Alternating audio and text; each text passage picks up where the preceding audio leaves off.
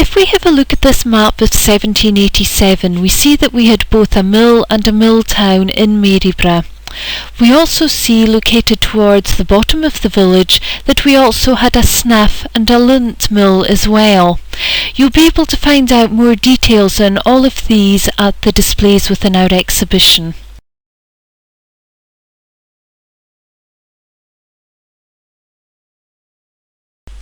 Even today, nestled between the trees, we can see houses located at the Usi Mills.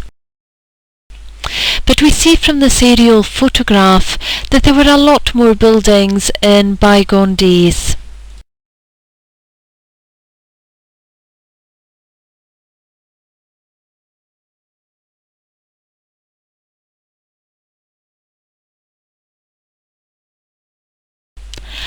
As we move from the mills and travel down Hood Street, we pass a few well-known spots. Firstly, we pass the Cottage Bar. Now this turned into a bar about 1978.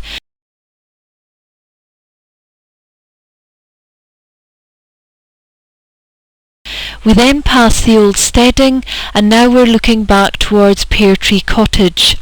There is a suggestion that the girls' school was located around this area at the end of the 19th century.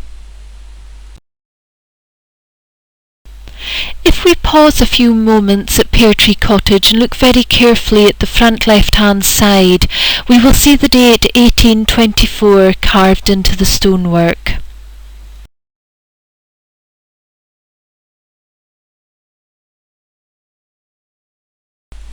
As we continue down Hood Street, we will pass another very well-known landmark, Maryburgh Primary School. Here we'll see we're looking at the porter cabins which were added about the 1950s.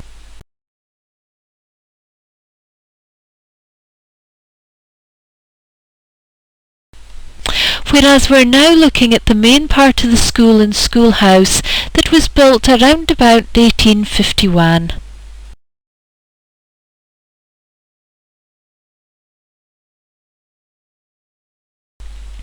Further up, on the right-hand side, there would have been the snaff and lint mills we saw on our first map. So we have a few remnants from the past here, and this is what Maryburgh looked like over a century ago.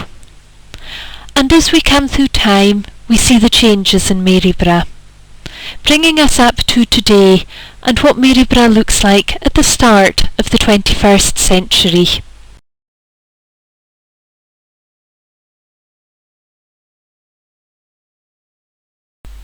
Like most small villages, we have a memorial to commemorate the fallen of recent wars. This photo was taken in the early part of the 20th century, whereas today, at the early part of the 21st century, there have been a few changes round this part of the village.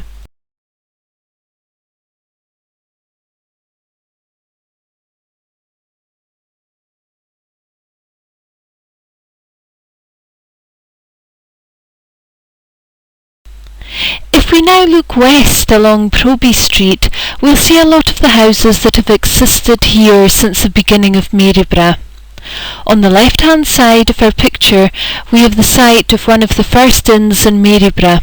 It has been known by a couple of different names, the Bran Arms and also the Maryburgh Inn.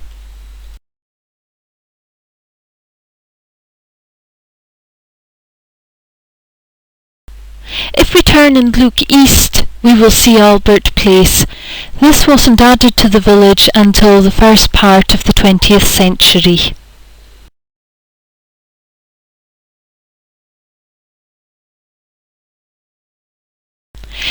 If we take a short walk out along the old A9, we will see a building that today is used as a furniture store, but in previous years it was the village hall. This was handed over to the village in 1906.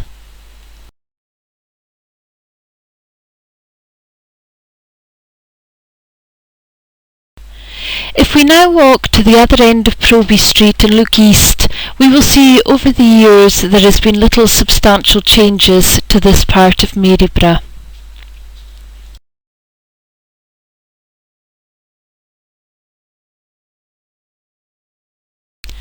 If we try to imagine Maryburgh as it was, On our right there was a smiddy. On the other side of the street, about the middle of this picture, there was a shop which also doubled as a liquor store.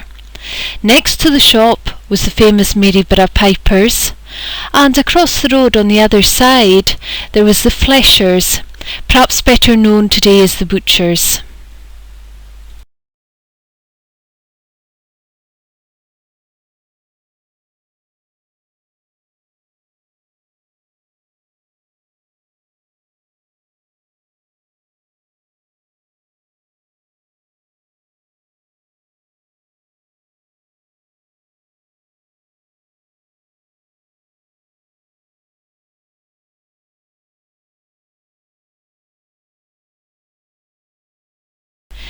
The Free Church was gifted to the village of Maryburgh by the Seaforth Estate in 1851. After the disruption, the church then became a free church.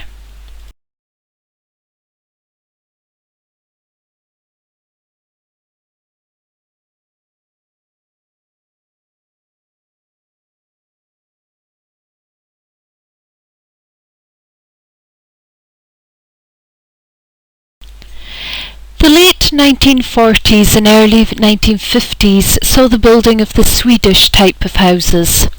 Some of these were occupied by people from the temporary sawmill cottages that were on the old Bran Road. That's now the closed road beside Birch Drive.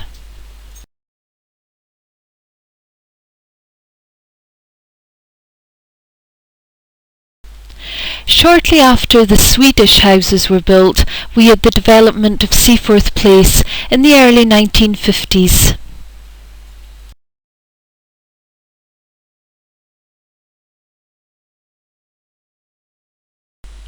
During the 1970s we had a massive expansion in Maryburgh. In the late 1970s the Maryburgh Amenities Centre was built and it opened in 1978.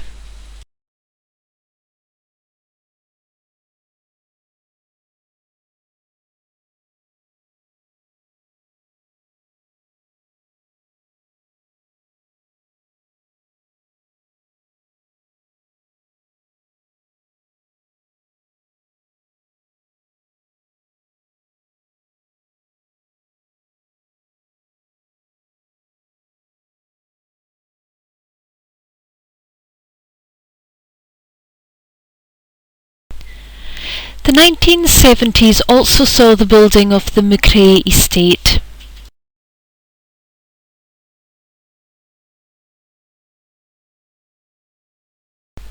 This estate was made up of 4 different roads. The first of these are Ross Hill Drive and Muirden Road.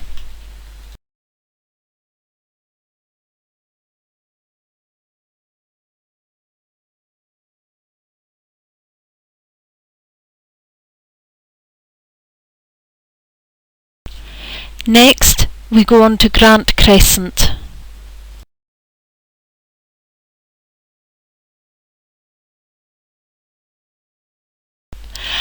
And we complete our round trip of this part of the McRae estate with Stuart Hill Drive.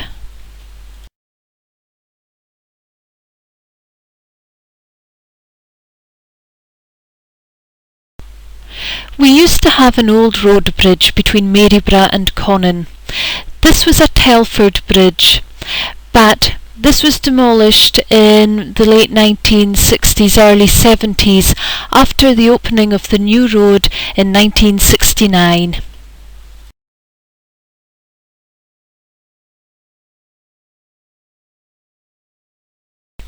The next phase of development of Maryburgh was in the building of Wrightfield at the west end of the village.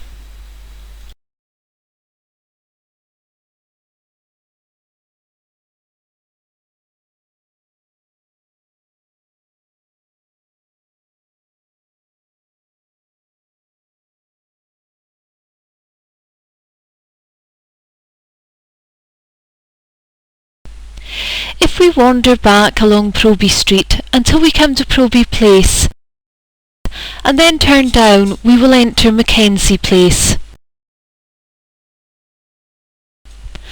Although this was originally started in the 1960s, it was finally completed in the late part of the 1970s. And the erection of the two prefabricated homes didn't happen until the late 1990s.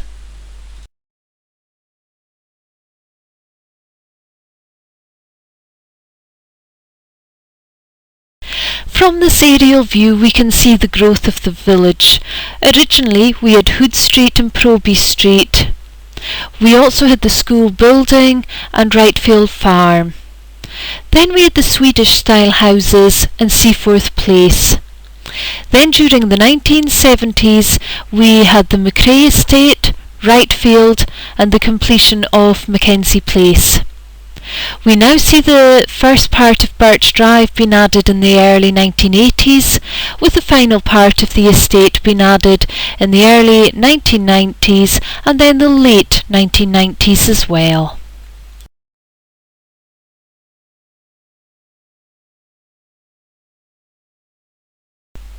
As we walk up here we have the original road to the west coast. This was changed in the early 1980s after the building of the roundabout and the new 835.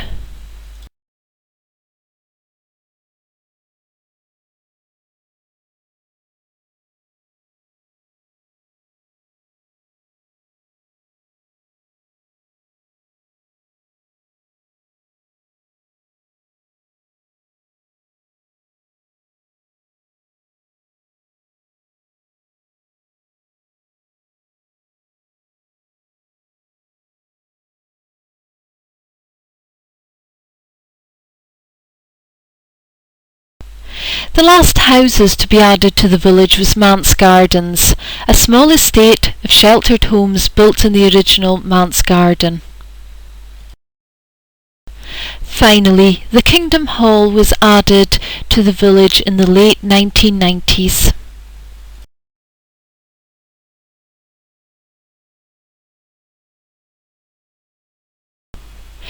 In 1787 we see that there were very few settlements in Maryburgh, mainly based around Lucy Mills and the Snuff and Lint Mills.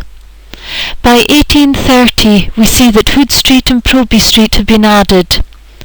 We then see that by the next 1906 map the church and the railway line have also been added. Then the next map shows the Swedish style houses have been added in the late 1940s and quickly followed by the development of Seaforth Place in the early 1950s. The next big stage of the development was in the 1970s, where we see the McRae Estate added as well as the first part of Mackenzie Place. We also see Wrightfield being added during this period. By the start of the 1980s we see that Mackenzie Place has been completed and the new road to the west has been opened and Birch Drive has been started. Finally, at the end of the 1980s and the start of the 1990s we see Birch Drive being added to, leaving Maryburgh very much as it is today.